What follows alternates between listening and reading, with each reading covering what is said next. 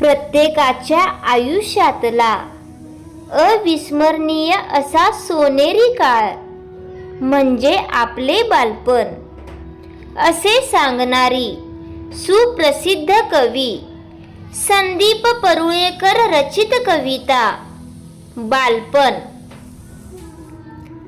खोटाच होता घोडा, खोटाच होता घोडा, पण मोठी त्याची उडी.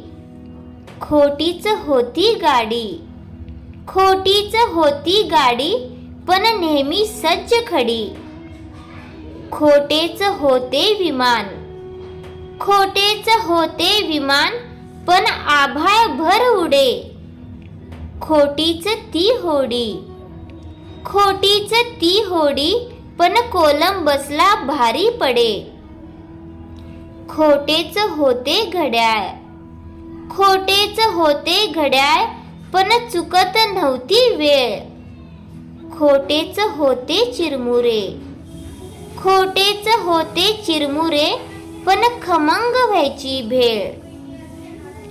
खोट्या खोट्या स्वयंपाकघरात, खोट्या खोट्या स्वयंपाकघरात जेवण व्हायचे मस्त. साऱ्यांना सारे आवडायचे, साऱ्यांना सारे आवडायचे, सगळे व्हायचे फस्त.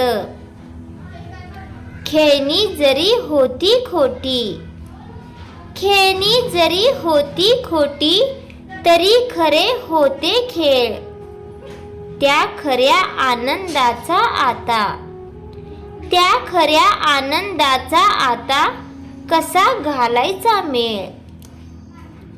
वय वेडे वाढत जाते, वय वेडे वाढत जाते, पण बालपण मनातून सुटत नाही. खरी खेळणी मिळवून सुद्धा, खरी खेळणी मिळवून सुद्धा, खरी गंमत काही भेटत नाही. खरी गंमत काही भेटत नाही, खरी गंमत काही भेटत नाही. धन्यवाद.